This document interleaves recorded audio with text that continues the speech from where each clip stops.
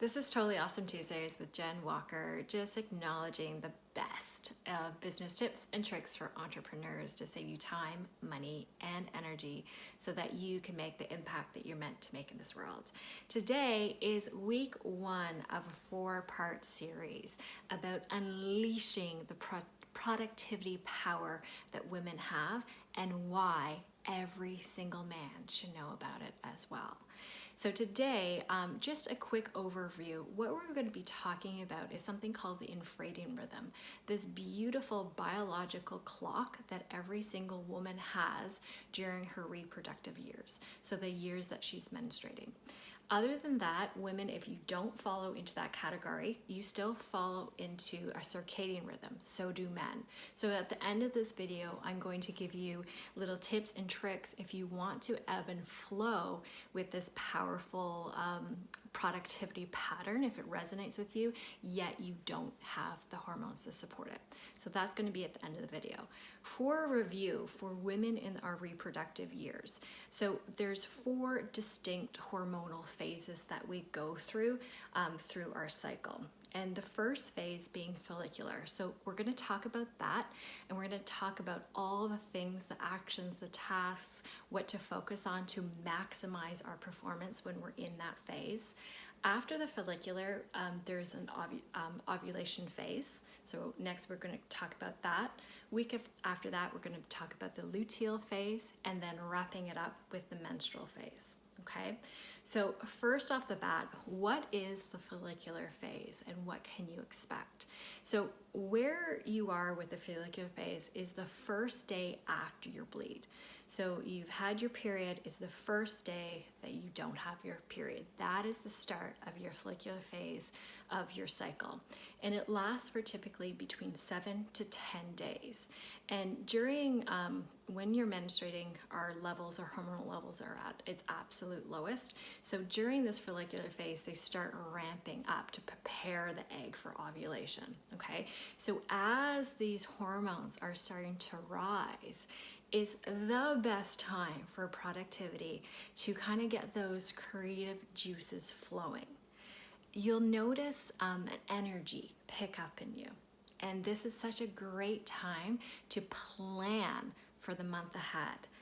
Expect a lot of ideas. So creativity, curiosity, it's a great time to research. It's a great time to grab a friend and brainstorm an idea. So this phase it reminds me, and it is, like a spring. So it's an inner spring. So you know the energy that happens when the winter is over, the fertile void is over, and the birds start chirping. You're like, oh, I want to go outside. So this is a really great time to try something new. So there might be something in your business, a thought or an idea. This is a really great time to dive into that thought, plan it out, research it, get curious, and try new things. For eating, to support our productivity, this is a really great time to eat fresh and vibrant foods. So think about springtime. And if you want more research of what exactly to eat, definitely download the workbook below. So that's pretty much it for eating fresh, vibrant foods. For exercise, think about when spring happens and you want to go for a run. I'm of course talking about the Northern Hemisphere because that's where I'm from, but the winter's over, you want to get out. So it's a really great time to support your body with some sort of cardiovascular exercise like running, cycling, and or trying something new. So this is when our brain chemistry supports new things. So this is where trying like a Zumba class for the first time is a great idea, or going rock climbing for the first time is a really great idea. So try all those kind of bucket list things that you've always wanted to try during this phase of your cycle.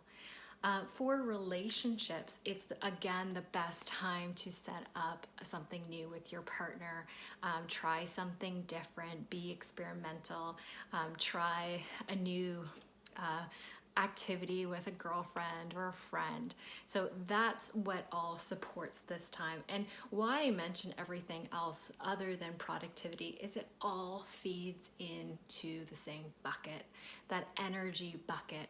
Okay, so not just talking about business, what can we do outside of business that fuels everything else?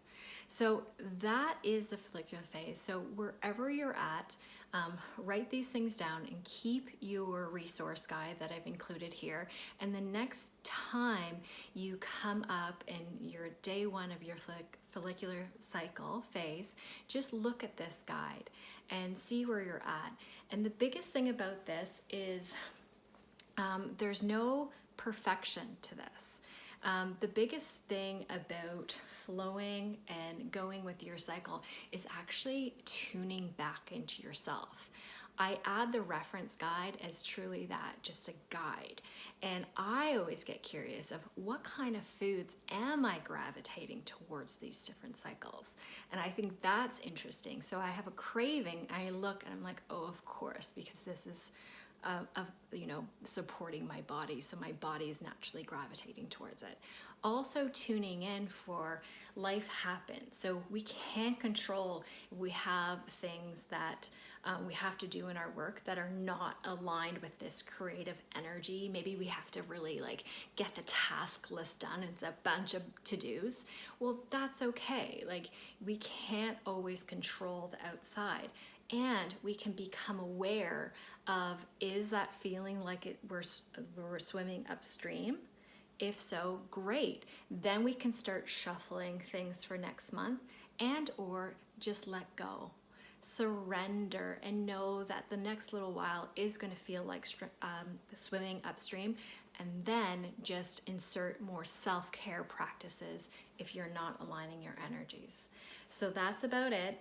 For anyone that doesn't cycle, okay, so for men and for women on hormonal birth control or for women in menopause, it's really important to know that you can do this as well. You don't have the hormonal boost that women in our reproductive years have. It's kind of a bit of a superpower, no big deal, but you can still flow with this. And I think it's just a beautiful process of thinking about the month and thinking about a preparing stage. And we'll go through the different themes. So for you, what you would want to do, instead of seeing where you are in your cycle, you're actually going to want to see where we are in our moon cycle. So this follicular phase is the same thing as a waxing moon with the moon cycle, and same thing with like a springtime energy. Okay, so that is it. The workbook is down below, and if you have any questions, don't hesitate. I put a free link for a consultation call with me in the workbook. So if you have more questions, want to dive into your particular energy and time management, please, please, please do not hesitate. Book yourself in, and we'll talk all about your superpowers and just cycling and getting the most out of yourself, your performance, and your productivity. I hope you have an amazing day, and we'll see you next week for week 2 of this 4-week series. Okay, take care. Bye.